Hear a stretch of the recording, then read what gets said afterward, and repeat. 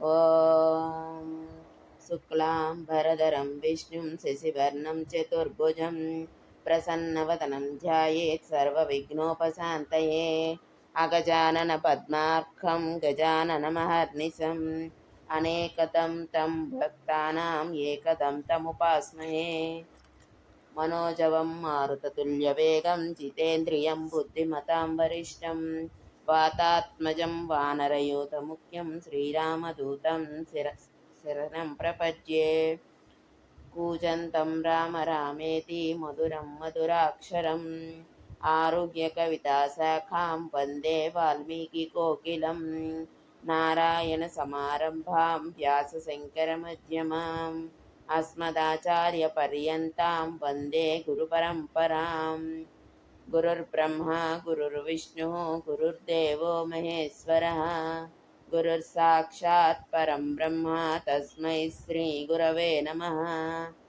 రామాయణంలో మనం బాలకాండ వరకు చదువుకున్నాం. ఈ రోజు నుంచి అయోధ్యకాండ మొదలు పెట్టుకుంటున్నాం. దశరథుడు శ్రీరాముని యవరాజ పట్టాభిషిక్తుని గావించుటకై సంకల్పించుట. భరతుడు పెద్దల అనుమతిని గైకొని తన మేనమామ ఇంటికి వెళ్ళుచు పుణ్యపురుషుడు జితేంద్రియుడు అయిన శత్రుఘ్నుని పరమ ప్రీతితో తన వెంట తీసుకుని వెళ్ళెను. భరతుడు తన మేనమామ గృహమున శత్రుఘ్నునితో సహా బంధు మర్యాదలను అతిథి సత్కారములను పొందుచు అచట హాయిగా నుండెను. యుధాజిత్తు శత్రుఘ్నుని పుత్రవాత్సల్యముతో భరతుని కంటే మిన్నగా లాలించుచుండెను. ఆ ఇరువురు సోదరులు మేనమామ ఇంట తమకు నచ్చిన రీతిగా ఆహార విహారములతో ఆటపాటలతో ఉత్సాహముగా నివసించుచుండిరి. అయినను వారు వార్ధక్యమునున్న తమ తండ్రియకు దశరథ మహారాజును గూర్చి స్మరించుచునే ఉండిరి. సత్పుత్ర లాభములతో నిత్య సంతోషిగానున్న దశరథ మహారాజు ఇంద్ర వరుణుల వలెనున్న తన కుమారులకు భరత శత్రుఘ్నులు ఇరువురు దేశాంతరమునందు ఉండుటచే బెంగతో వారిని పదే పదే గుర్తు చేసుకొనుచుండెను. తన శరీరము నుండి ఉత్పన్నములైన 4 చేతుల వలె దశరథునకు పురుషశ్రేష్ఠులైన తన 9 కుమారులు ఎంతయు ప్రీతిపాత్రులు. అయినను అందరూ సమానులే అయినను ఇంద్రాది దేవతలలో జ్యేష్ఠుడైన బ్రహ్మ అయిన తండ్రియగు శ్రీ మహావిష్ణువునకు ప్రీతిపాత్రుడైనట్లే దశరథునకు తన కుమారులలో పెద్దవాడైన మహాపరాక్రమశాలియు సద్గుణ సంపన్నుడైన శ్రీరాముడు మిక్కిలి ప్రీతిపాత్రుడు. గర్వోన్మత్తుడైన రావణుని సంహరించుటకై దేవతలు ప్రార్థింపగా నిత్యుడైన శ్రీ మహావిష్ణువు మనుష్యలోకమున శ్రీరాముడై అవతరించెను. దేవతలలో ప్రముఖుడైన ఇంద్రుని తన తనయునిగా పొందిన అతిథి వలె కౌసల్యాదేవి మిక్కిలి పరాక్రమశాలి అయిన శ్రీరాముని తన పుత్రునిగా పొందినదై పరమానంద భరితురాలు ఆయను. శ్రీరాముడు లోకోత్తర సుందరుడు, మహావీరుడు, ఇతరులలోని సుగుణములనే గ్రహించువాడు, సద్గుణములను బట్టి దశరథుని వంటివాడు. ఇట్టి సాటిలేని సత్పుత్రుణ్ణి గన్న కౌసల్యాదేవి అదృష్టమే అదృష్టము. రఘురాముడు ప్రశాంత చిత్తుడు, మృదుభాషి, కోపము అనే మాటే ఎరుగనివాడు. ఇతరులెవ్వరినైనను ఎట్టి పురుషోక్తులాడినను వాటినే మాత్రమే పట్టించుకొనుడు. అంతేకాదు వారితో మృదువుగా అనునయపూర్వకముగా మాట్లాడును. యథార్థముగా అతడు తండ్రిని మించిన తనయుడు.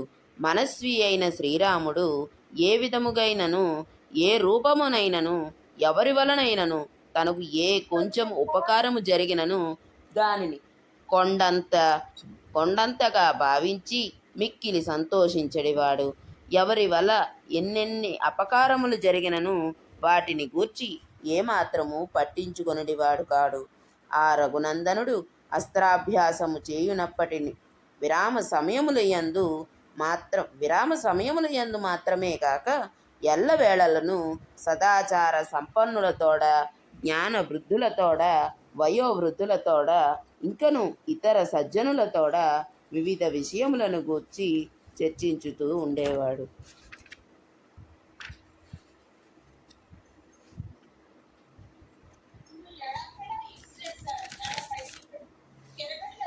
రఘునందనుడు ప్రశస్తమైన బుద్ధి గలవాడు.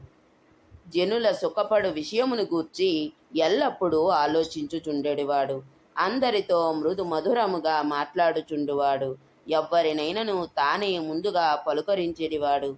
శత్రువుల విషయమున ప్రియ వచనములనే పలుకుచుండెడివాడు. శరణాగతులను కాపాడుటకై దుష్టులను అణచివేయువాడు. ఎంతటి దుర్మార్గులైనను తనను ఆశ్రయించినచో వారిని క్షమించువాడు.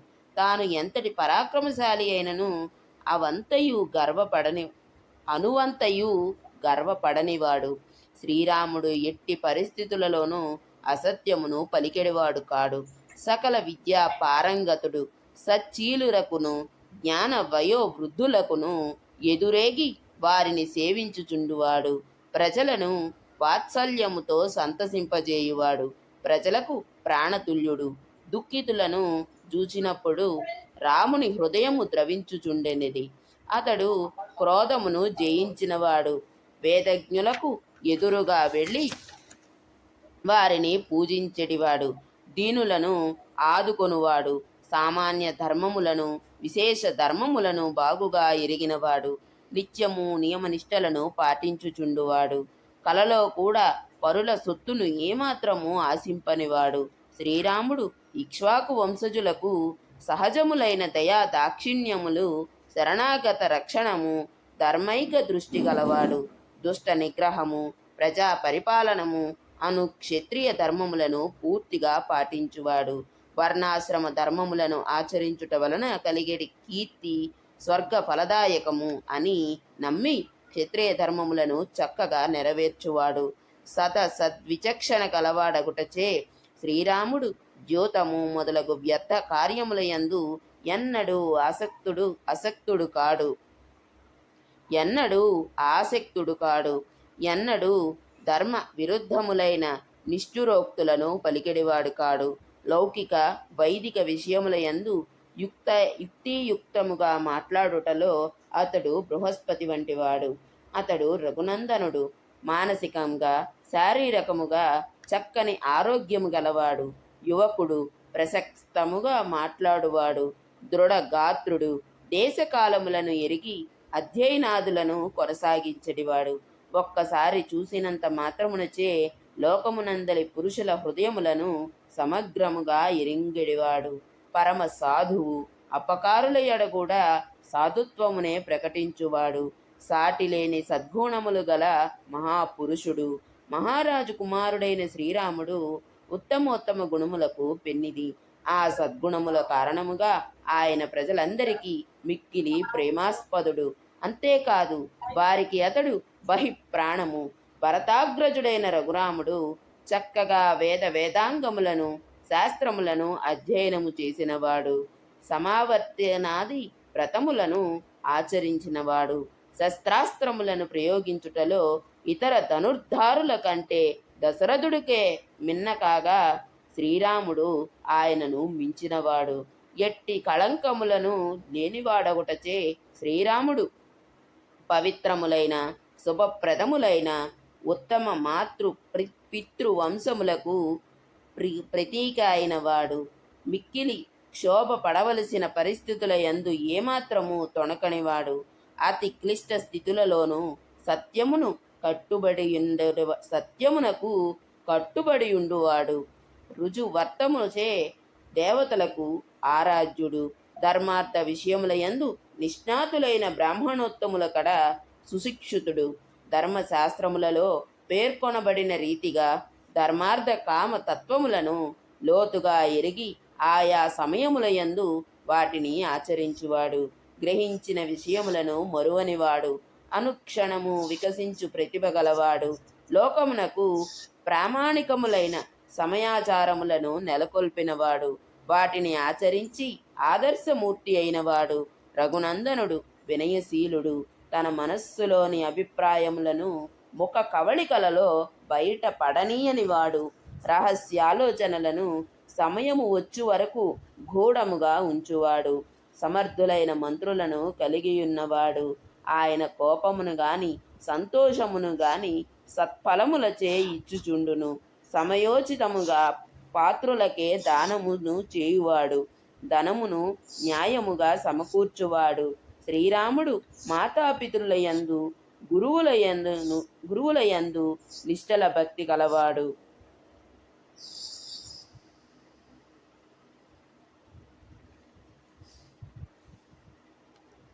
ఆయన ప్రజ్ఞ సాటిలేనిది. దుర్జనులను దరిచేరనీయనివాడు. సత్ప్రసంగములకు నెలవు. సోమరితనము గాని ఏమరపాటు గాని లేనివాడు. లోకము ఇతరుల లోపములను మాత్రమే గుర్తించును. రాముడైతే తన లోపములను కూడా గుర్తించును. రఘురాముడు సర్వశాస్త్ర కోవిదుడు, కృతజ్ఞుడు. ఏ విధముగానైనను ఏ కొంచెమైనను తనకు ఉపకారము జరిగినచో దానిని మొరువనివాడు.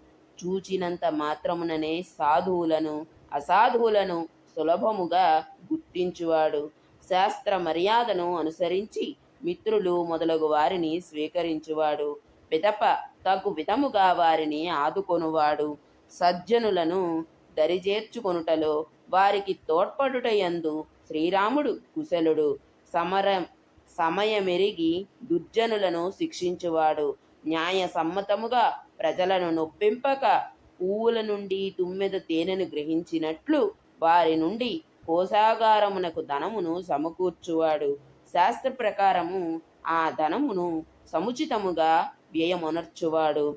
సకల శాస్త్రములయందు సంస్కృతాది భాషలయందు గల కావ్య నాటక అలంకారములయందు రఘువరుడు కోవిదుడు. ధర్మబద్ధముగా అర్జించిన అర్థము పరిధిలో సుఖమును కోరుకొనువాడు.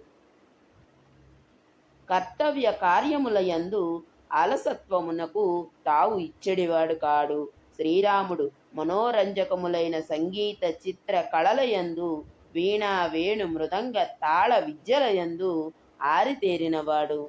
ధనమును క్రమ పద్ధతిని అనుసరించి సద్వినియోగము చేయుట తెలిసినవాడు. ఏనుగులను గుర్రములను అధిరోహించుట, అదుపు చేయుట, వాటికి శిక్షణ ఇచ్చుట ఎరిగినవాడు. రఘునందనుడు ధనుర్వేద రహస్యములను బాగుగా తెలిసినవాడు. ధనుర్ధారులలో శ్రేష్ఠుడు.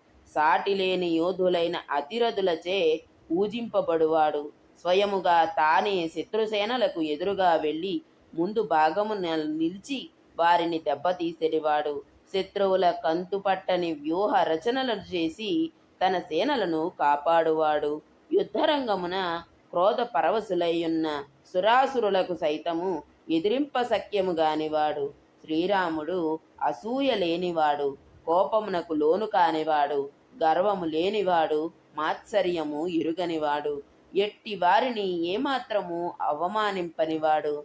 సత్వ రజస్తమో గుణములకు అతీతుడు, శుద్ధ సత్వ స్వభావుడు. ఆ దశరథ మహారాజు కుమారుడు ఇట్టి ఉత్తమోత్తమ గుణములను కలిగియున్నందున సమస్త ప్రజలకు అంతేకాదు ముల్లోకములకు పూజ్యుడు. అతడు క్షమాగుణమున భూదేవి అంతటివాడు, బుద్ధి వైభవమున బృహస్పతి, పరాక్రమమున ఇంద్రునితో సమానుడు. శ్రీరాముడు సహజ సుందరుడు. ఇంకను ఆయన ఉన్నత గుణములు తల్లిదండ్రులకు మాత్రమే కాక సకల జనులకు ప్రీతిపాత్రములు, మనోహరములు. అట్లు సద్గుణములతో అందచందములతో అలరారెడి ఆ మహారాజసుతుడు సహస్ర కిరణములతో ప్రకాశించు సూర్యుని వలె విరాజిల్లుచుండెను. ఇట్లు సద్గుణ సంపన్నుడు, ఆశ్రితులను రక్షించుటయే వ్రతముగా గలవాడు, మొక్కవోని పరాక్రమము గలవాడు, దిక్పాలుల వలె అందరినీ ఆదుకొనుచుండువాడు అయిన రఘువరుడు తమకు ప్రభువు కావలనని భూలోక ప్రజలందరూ కోరుకొనుచుండిరి. ఈ విధముగా సాటిలేని అనేక శుభ లక్షణములతో వెలసిల్లుచున్న శ్రీరాముని చూచి శత్రు భయంకరుడైన దశరథుడు ఇట్లు ఆలోచింపసాగెను. వయోవృద్ధుడను జ్ఞానవృద్ధుడను అయిన ఆ దశరథ మహారాజునకు నేను జీవించి ఉండగనే ఈ రాజ్యమునకు శ్రీరాముడు రాజైనచో ఎంత బాగుండును. అది చూచి నేను సంతోషింతును గదా అను కోరిక కలిగెను. నా ప్రియపుత్రుడైన రాముని రాజ్యాభిషిక్తునిగా ఎప్పుడు చూడగలనో గదా అను గాఢమైన ఆకాంక్ష దశరథుని హృదయమున నిరంతరము మెదులుచుండెను. శ్రీరాముడు ప్రజల యొక్క అభివృద్ధికై పాటుపడువాడు, సకల ప్రాణుల ఎడ కృపజూపువాడు, వర్షించు మేఘముల వలె జనుల సంతాపమును రూపుమాపువాడు. వారికి నాకంటేను అతడు ఎక్కువగా ప్రీతిపాత్రుడు. పరాక్రమమున ఇంద్రియముల వంటివాడు, బుద్ధికి బృహస్పతి, మేరు నగధీరుడు, సద్గుణములచే నన్ను మించినవాడు. అట్టి నా కుమారుడు ఈ సమస్త భూమండలమునకు రాజు కాగా నేను ఈ వయస్సులో చూచి స్వర్గ సుఖములను పొందెదను. శ్రీరామునిలోని విశిష్ట గుణములు అసంఖ్యాకములు, అవి లోకోత్తరములు. ఈ విధమైన ఆయా మహోన్నత గుణములు కాగడా పెట్టి వెతికినను ఇతర రాజులలో కనపడవు. ఇంతవరకు పేర్కొనబడినవి గాక ఇంకనూ స్వాభావికములైన పెక్కు కళ్యాణ గుణములకు కుదురైనవాడు అతడు. అట్టి శుభ లక్షణ సంపన్నుడైన కుమారుని చూచి దశరథ మహారాజు మంత్రులతో సమాలోచన పరిచి శ్రీరాముని యువరాజును చేయుటకై నిశ్చయించెను. ఆకాశమునందు, అంతరిక్షమునందు, భూమిపైనను సంభవించుచున్న మిక్కిలి భయంకరములైన ఉత్పాతములను గూర్చి, తన శరీరముపై ప్రభావమును చూపుచున్న ముసలితనమును గూర్చి ప్రజ్ఞాశాలి అయిన దశరథుడు మంత్రులతో ప్రస్తావించెను. పున్నమి నాటి చంద్రుని వలె లోకమునకు ఆహ్లాదకరుడు, మిక్కిలి బుద్ధిశాలియగు శ్రీరాముడు దేశ ప్రజలకు అత్యంత సంతోషదాయకుడు. ఆయన పైన వారికి గల ప్రేమాభిమానములు అపారములు. ఈ పరిస్థితులు నా సంతాపమును తొలగించునవి. కావున శ్రీరాముని పట్టాభిషిక్తుని చేయుట సమంజసమే అని దశరథుడు భావించెను. ప్రజలకు సుఖ సంతోషములను గూర్చుచు వారిని రక్షించుట రాజధర్మము.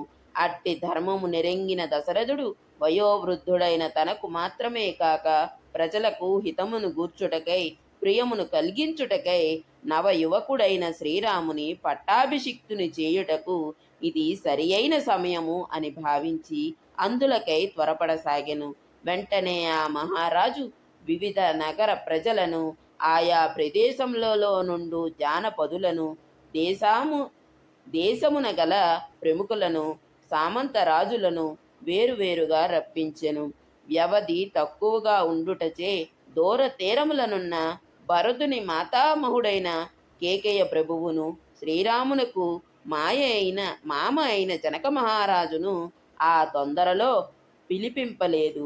క్రమముగా వారు ఈ శుభవార్తను విని ఆనందింతురు అని భావించి అతడు అట్లు చేసెను.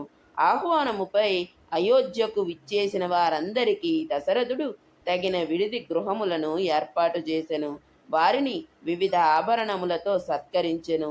అలంకృతుడైన దశరథుడు బ్రహ్మదేవుడు ప్రజలను వలె ఆహోతులను దర్శించెను. అంతటా శత్రు భయంకరుడైన దశరథ నరపతి సభలో ఆసీనుడైన పిమ్మట ప్రజానురంజకులైన తక్కిన రాజులందరూ సభలో ప్రవేశించి ఆసనములను అలంకరించిరి. దశరథునిచే వివిధ ప్రదేశములలో నియమితులైన ఆ సామంతరాజులు తమకై ఏర్పాటు చేయబడిన ఆసనములపై మహారాజునకు అభిముఖముగా కూర్చుండిరి. దశరథుని నుండి సముచితమైన అతిథి సత్కారములను పొందిన వినయశీలురగు సామంతరాజులు, వివిధ నగరములకు చెందిన పుర ప్రముఖులు, జానపదులు రాజుగారు నుడివెడి వచనములను సావధానముగా ఆలకించుటకై ఆయనకు చేరువగా చుట్టున చేరి కూర్చుండిరి. అప్పుడా మహారాజు దేవతలచే పరివృతుడైన సకలైశ్వర్య సంపన్నుడగు దేవేంద్రుని వలె విరాజిల్లెను. 2వ సర్గము.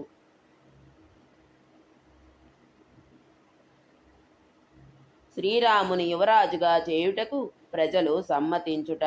సామంతరాజులు మొదలగు వారు అందరూ సుఖాసీనులైన పిమ్మట ఆ అయోధ్యాధిపతి సదస్యులను అందరినీ సంబోధించుచు ఎల్లరకు అపరిమిత సంతోషమును గూర్చునట్టి హితకరమైన విషయమును మేఘ గర్జన వలె గంభీరమైన స్వరముతో ప్రకటించెను. ఆ ధ్వని దుందుబి స్వరమున వలె నలుదెసలు ప్రతిధ్వనించుచుండెను. ఆ మహాస్వరము మహారాజు స్థాయికి తగినట్లు నిండుగా నుండెను. సాటిలేని మృదు మధుర కంఠస్వరముతో దశరథుడు సామంతరాజులు మున్నగు వారిని ఉద్దేశించి ఇట్లు వచించెను. సజ్జనులారా, విశాలమైన నా ఈ కోసల రాజ్యమునందలి ప్రజలను మా పూర్వీకులైన రఘు ప్రభృతి మహారాజులు తమ కన్న బిడ్డల వలె పరిపాలించిన విషయము మీరందరూ ఎరిగినదే. ఇక్ష్వాకు మహారాజు, ఆ వంశీయులైన నరేంద్రులు ఈ సమస్త కోసల రాజ్యమును సుభిక్షముగా పరిపాలించిరి. ఆ వంశమున వాడైన నేను దీనిని సుఖ సంతోషములకు ఆటపట్టుగా చేయదలిచితిని. మా పెద్దలు వేసిన బాటనే ఇంతవరకు అనుసరించుచు నేనును యథాశక్తి మిక్కిలి జాగరూకుడనై ప్రజలను రక్షించుచూ వచ్చితిని. సమస్త ప్రజల హితము కొరకు పాటుపడుచు ఈ శ్వేత ఛత్రము యొక్క ఛాయలలోనే నా శక్తి యుక్తులను పూర్తిగా ధారపోసితిని. పరిపాలన విధి నిర్వహణనందే నాకు వార్ధక్యము సంక్రమించినది. వేల కొలది సంవత్సరముల వయస్సు గల నా శరీరము ముసలితనముచే జీర్ణదశకు చేరి రాజ్యభారము నుండి విశ్రాంతిని కోరుకొనుచున్నది. ప్రజాపాలనా బాధ్యతను నిర్వహించుట మిక్కిలి గురుతరమైనది. అది శౌర్య పరాక్రమము గల ప్రభువులకు మాత్రమే సాధ్యము. విషయ సుఖములకు లోనైన వారు ఆ పరువును మోయజాలరు. ధర్మ మార్గమున రాజ్య పాలనా భారమును వహించి నేను అలసిపోయి తిని. ఆ విధముగా అటస్సిన నేను అంతరంగికులైన ఈ బ్రాహ్మణోత్తములందరి అనుమతితో ప్రజల శ్రేయస్సు కొరకు రాజ్యభారమును పుత్రునకు అప్పగించి విశ్రాంతి గైకొలదలచి, నా పెద్ద కుమారుడైన రాముడు పరాక్రమాది గుణములను బట్టి నా ఎంతటి వాడు, అతడి శత్రు నగరములను ధ్వంసమునర్పగలవాడు, శౌర్యమున ఇంద్రతుల్యుడు, పుష్యమీ నక్షత్రయుక్త చంద్రుని వలె దివ్య తేజస్సుతో విలసిల్లుచున్నవాడు, ధార్మికులలో శ్రేష్ఠుడు, నరోత్తముడైన శ్రీరాముని రేపు పుష్యమీ నక్షత్రయుక్త సుముహూర్తమున యువరాజ పట్టాభిషిక్తునిగా చేసెదను. సర్వ శుభ లక్షణ సంపన్నుడు, లక్ష్మణాగ్రజుడు అయిన శ్రీరాముడు ఈ కోసల రాజ్యమునకు తగిన ప్రభువు. అతడు రాజైనచో ముల్లోకములను సురక్షితములగును. నేను చిరకాలము నుండి వహించుచూ వచ్చిన ఈ రాజ్యభారమును నా జ్యేష్ఠ కుమారుడైన శ్రీరామునిపై ఉంచెదను. తత్ఫలితముగా భూమండలమునకు శ్రేయస్సు చేకూరును, నాకును విశ్రాంతి లభించును. ఈ రామ పట్టాభిషేక కార్యమును నిర్వహించుట వలన రాజ్యభారముచే అలసి సొలసియున్న నాకు సముచితమైన ప్రయోజనము చేకూరునని తలచి బాగుగా ఆలోచించి మీతో ఇట్లు ప్రస్తావించి తిని. ఇది మీకు నచ్చినచో నాకు అనుమతి నిండు, మరియు నా కర్తవ్యమును తెలుపుడు. శ్రీరాముని యువరాజును చేయుట నాకు ప్రీతికరమైన విషయం అయినప్పటికీ ప్రజలకు హితకరమైనది మరి ఒకటి ఉన్నచో ఆలోచింపుడు. ఏలనన పక్షపాతరహితులైన మధ్యస్థులు బాగుగా చర్చించి నిర్ణయించిన విషయము మిక్కిలి ప్రయోజనకారి కదా.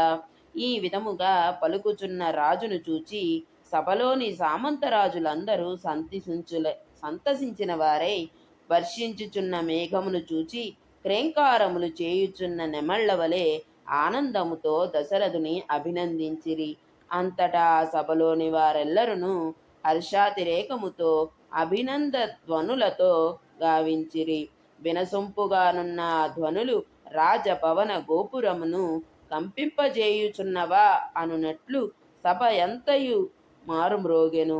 సభలోనున్న వశిష్ఠాది బ్రాహ్మణులు, సామంతరాజులు, పుర ప్రముఖులు, జానపదులు మున్నగు వారందరూ కలిసి రాజుగారి ప్రతిపాదనలోని యుక్తాయుక్తములను చర్చించిరి. ధర్మార్థములను బాగుగా ఎరింగిన దశరథుని మాటలలోని ఆంతర్యమును వారు గ్రహించిరి. ధర్మార్థములను ఎరుంగుటయనగా వార్ధక్యమునున్న రాజు రాజ్యభారమును యువరాజునకు అప్పగించుట, ప్రజల శ్రేయస్సును విస్మరింపకుండుట. రాజుగారి ప్రతిపాదన దేశకాలోచితమైనది. ఏకాభిప్రాయమునకు వచ్చిరి. దీనిని గూర్చి ఎవరికి వారు తమలో తాము ఆలోచించుకుని తమ నిర్ణయమును వృద్ధుడైన దశరథ మహారాజునకు ఇట్లు తెలిపిరి. ఓ మహారాజా, వేల కొలది సంవత్సరముల వయస్సు గల వృద్ధుడవు నీవు. కనుక రాజ్యమును పాలించుటకు వెంటనే అన్ని విధములుగా అర్హుడైన శ్రీరాముని యువరాజుగా పట్టాభిషిక్తుని గావింపుము. ఆజానుబాహువు, మహాబల సంపన్నుడు, రఘువంశ శ్రేష్ఠుడైన శ్రీరాముడు యువరాజ పట్టాభిషిక్తుడై శత్రుంజయ గజమును అధిరోహించి శ్వేత ఛత్ర ఛాయలో పురవీధులలో ఊరేగుచూ వచ్చుచుండగా చూచి ఆనందింపవలనని మేమందరము మిక్కిలి ఉవ్విళ్ళూరుచున్నాము. అంతట దశరథ మహారాజు సదస్యుల మాటలను విని వారి మనస్సులలో పొంగి పొరలుచున్న సంతోషమును ఎరింగియు మరల వారి అభిలాషలను వారి నుండియే వినుటకై తెలియని వాని వలె ఇట్లనెను.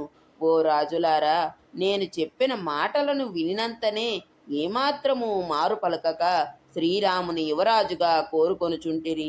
అది సరే, మొదట నా సందేహమును తీర్పుడు. నా పరిపాలనకు అసంతృప్తులై ఇట్లు కోరుకొనుచుంటిరా, లేక శ్రీరాముని సద్గుణ సౌందర్యముల ప్రభావము వలన యథార్థమును వచింపుడు. నేను ధర్మబద్ధముగా రాజ్యపాలన చేయుచుంటిని గదా, నా సుఖములను సైతము ఏమాత్రము పట్టించుకొనక మీ రక్షణ భారమునే వహించుచు ఇంతవరకు పాటుపడితిని కదా. అయినను నా కుమారుడు యువరాజు కావాలనని మీరు ఎందుకు అభిలషించుచున్నారు? రాజులు, పౌరులు, జానపదులు మున్నగు వారందరూ మహోదారుడైన ఆ దశరథుని ఏకగ్రీవముగా ఇట్లు పలికిరి. మహారాజా, నీ కుమారుడు పెక్కు కళ్యాణ గుణములకు పెన్నిది. ఓ ప్రభు, ఉత్తమోత్తమ గుణములు గలవాడు, దైవతుల్యుడు, దీశాలి అయిన శ్రీరాముని యొక్క సద్గుణములన్నింటినీ పూర్తిగా తెలిపెదము వినుము. అవి మిక్కిలి ప్రీతికరములు, ఆనందదాయకములు. ఓ నరేంద్ర, శ్రీరాముని పరాక్రమము అమోఘమైనది. అతడు తన దివ్య గుణముల చేత ఇంద్రునితో సమానుడు. ఇక్ష్వాకు వంశపు రాజులందరిలో శక్తి సామర్థ్యములచే మిన్న అయినవాడు. ఈ లోకమున రాముని వంటి సత్పురుషుడు మరి ఒకడు లేడు. అతడు శత్రువులను కూడా మన్నించువాడు. సత్య ధార్మిక నిరతుడ ధర్మమును, దాని ఫలమైన సంపదను, ఈ రెంటిని ఒక్క త్రాటిపైన నడిపెడివాడతడు. శ్రీరాముడు చంద్రుని వలె ప్రజలకు ఆహ్లాదకరుడు. క్షమాగుణమున భూదేవితో తుల్యుడు. బుద్ధియందు బృహస్పతి, పరాక్రమ విషయమున సాక్షాత్తు ఇంద్రుడే. అతడు సామాన్య ధర్మములను, విశేష ధర్మములను బాగుగా ఎరిగినవాడు. చేసిన ప్రతిజ్ఞలను నిలుపుకొనువాడు. చక్కని సౌశీల్యము గలవాడు. ఇతరులను చూచి అసూయపడనివాడు. అపరాధులను కూడా క్షమించువాడు. కుపితులను, దుఃఖితులను ఓదార్చువాడు. ఎల్లప్పుడూ ప్రియభాషి. ఇతరులను ఒక్కసారి చేసిన స్వల్పమైన ఉపకారమును కూడా కొండంతలుగా భావించువాడు. జితేంద్రియుడు. రఘువరుడు మిక్కిలి మెత్తని స్వభావము గలవాడు. స్థిరమైన చిత్తము గలవాడు. భక్తపరాధీనుడు. అసూయారహితుడు. అందరితోడనే సత్యమునే ప్రియముగా మాట్లాడువాడు. వేద శాస్త్రాది సకల విద్యలయందు ఆరితేరినవాడు. శీల వయో వృద్ధులు అయిన బ్రాహ్మణోత్తములను సేవించెడివాడు. వృద్ధులను సేవించుట వలన సాటిలేని కీర్తి ప్రతిష్టలను పొందినవాడు. శత్రువులను పరిమార్చగల శక్తి సామర్థ్యములను కలిగియున్నవాడు. వివిధములకు అస్త్ర విద్యలయందలి కోసలముచే దేవతలను, అసురులను, మానవులను మించినవాడు. గురుకులములలో వసించి అధ్యాపకుల శిక్షణలో వేదాంగములయందు చక్కగా ఆరితేరినవాడు. శ్రీరాముడు సంగీతాది గాంధర్వ విద్యలయందు లోకోత్తరుడు. అతడు స్వయముగా పవిత్రుడైనందున మాతాపితృ వంశములను ఉద్ధరింపగలవాడు. క్లిష్ట పరిస్థితులయందు సైతము అతడు ధైర్యముగా ఉండును. అత్యంత ప్రజ్ఞాశాలి. ధర్మార్థములను గుర్చి వివరించుటలో సమర్థులై, ఉత్తమ వంశ సంజాతులై, గొప్ప విద్యాశీలములు కలిగిన బ్రాహ్మణోత్తముల కడ బాగుగా శిక్షణ పొందినవాడు. గ్రామములను గాని నగరములను గాని పరిరక్షించుటకై లక్ష్మణునితో కూడి యుద్ధమునకు వెళ్ళినప్పుడు రఘువీరుడు విజయముతోడనే తిరిగి వచ్చుచుండును. సమర భూమి నుండి రథముపై గాని మదపుటేనుగుపై గాని మరలి వచ్చిన పిమ్మట నిత్యము ఆత్మీయతతో పౌరులను పలకరించి వారి క్షేమ సమాచారములను అడిగి తెలుసుకొనుచుండును. లోక మర్యాదను అనుసరించి క్రమముగా ఆ పౌరులు భార్య పుత్రులను గూర్చియు వారి అగ్ని కార్యములను గురించియు సేవకులను శిష్యులను గూర్చియు తండ్రి కొడుకుల వలె ప్రేమతో అందరి క్షేమములను ఆరయుచుండును. మీ శిష్యులెల్లరూ సర్వసన్నద్ధులై మీ మీ కార్యక్రమములను నొనర్చుచు మిమ్ము సేవించుచున్నారు గదా అని నరశ్రేష్ఠుడైన శ్రీరాముడు సర్వదా మమ్ములను అడుగుచుండును. ప్రజలకు ఆపదలు సంభవించినప్పుడు రాముడు వారి దుఃఖములలో తానును పాలు పంచుకొనుచుండును. వారికి సంతానము కలిగినప్పుడు జరిగేడు అన్ని ఉత్సవములను చూచి తండ్రి వలె తానును మిక్కిలి సంతోషపడుచుండును. రఘువీరుడు ఎట్టి సంకటములు వచ్చి పడినను ఆడి తప్పనివాడు, కోదండమును ధరించువాడు, పెద్దలకు సేవలొనర్చుచుండును. జితేంద్రియుడు, ఇతరులను ముందుగా చిరునవ్వుతో పలకరించువాడు, ఎట్టి క్లిష్ట దశయందైనను ధర్మమును వీడనివాడు. శ్రీరాముడు ఎల్లరకు శ్రేయస్సును గూర్చువాడు, ప్రేలాపనలు వితండవాదములు ఏమాత్రము గిట్టనివాడు. యుక్తి ప్రయుక్తులతో బృహస్పతి తుల్యుడు. శ్రీరామచంద్రుడు తీరైన కనుబొమ్మలు గలవాడు, విశాలమైన ఎర్రని కన్నుల గలవాడు, లోకమునకే ముద్దైనవాడు. అతడు శౌర్య వీర్య పరాక్రమములచే సాక్షాత్తుగా శ్రీ మహావిష్ణువే. రఘురాముడు ప్రజాపాలనమునకు సంబంధించిన రహస్యములను బాగుగా ఎరిగినవాడు, క్రోధమునకెన్నడూ లోనుగానివాడు, ముల్లోకములను సైతము పాలింపగల ప్రభువు. ఇక ఈ భూమండల విషయమై చెప్పనేలా. శ్రీరాముని కోపము గాని అనుగ్రహము గాని ఎప్పుడూ వ్యర్థము కాదు. న్యాయముగా చంపదగిన వారిని చంపియే తీరును. చంపదగని వానిపై ఆయనకు కోపమే రాదు. రఘురాముడు తన సంతోషమునకు కారకుడైన వ్యక్తిపై అనుగ్రహమును చూపుచు వాని అభీష్టము మేరకు అతనికి ధన కనక వస్తువాహనములను ప్రసాదించును. సకల జనులకును మనోహరములైనవి, మానవులకు ప్రీతి గూర్చునవి అయిన శమ దమాది గుణములచే ఒప్పుచున్న శ్రీరాముడు సహస్ర కిరణములచే ప్రకాశించుచున్న సూర్యుని వలె బాసిల్లుచుండును. ఈ విధముగా సద్గుణ శోభితుడు, అమోఘమైన పరాక్రమము గలవాడు, ఇంద్రాది లోకపాలులతో తుల్యుడైన శ్రీరాముని ప్రజలెల్లరూ తమ ప్రభువుగా కోరుకొనుచున్నారు. ఓ దశరథ మహారాజా, మా భాగ్యవశమున లోక కళ్యాణకారకుడైన శ్రీరాముడు నీకు పుత్రుడై జన్మించెను. మరీచి మహర్షి పుత్రుడైన కాశ్యప మహర్షి వలె ఈయనకు పుత్రునకు ఉండవలసిన అంటే తల్లిదండ్రులను పున్నామ నరకము నుండి రక్షించుటకు తగిన గుణములన్నీ గలవు. అది నీ అదృష్టము. గంధర్వులు, నాగులు, సురాసురులు, మానవులు, ఇతర రాజ్యములలో నగరములలో గల జనులు, కోసల రాజ్యమునందలి అంతఃపురవాసులు, పుర ప్రజలు, జానపదులు మున్నగు వారు అందరూ చక్కని శీల సంపదలు గల శ్రీరామునకు బలము, ఆయురారోగ్యములు కలుగవలనని ప్రార్థించుచున్నారు. కోసల దేశమునందలి స్త్రీలు, వృద్ధులు, యువతులు మున్నగు వారందరూ అన్ని వేళలయందు సర్వసమర్థుడైన శ్రీరాముడు రాజు కావలనను ఉత్కంఠతో సర్వ దేవతలకు మ్రొక్కులిడుచున్నారు. ఓ మహారాజా, శ్రీరాముడు యువరాజు కావలను అని వారు దేవతలకు చెల్లించుచున్న మ్రొక్కులు మీ అనుగ్రహముతో సఫలమగుగాక. ఓ రాజోత్తమ, నల్ల కలువవలే శ్యామ వర్ణము గలవాడు, శత్రువులందరినీ తునుమాడగల సమర్థుడు, మీ జ్యేష్ఠ కుమారుడైన శ్రీరాముని యువరాజ పీఠముపై చూచెదముగాక. ఓ ప్రభు, శ్రీరాముడు దేవతలలో సమానుడు, సర్వలోకముల హితమునే కాంక్షించువాడు, ఔదార్య గుణముతో అలరారువాడు. అట్టి నీ కుమారుని మా శ్రేయస్సు కొరకై వెంటనే సంతోషముతో యువరాజ పట్టాభిషిక్తుని గావించి మా కోర్కెను తీర్పుము. సర్వం శ్రీరామచంద్రమూర్తి పాదార విందార్పణమస్తు. స్వస్తి.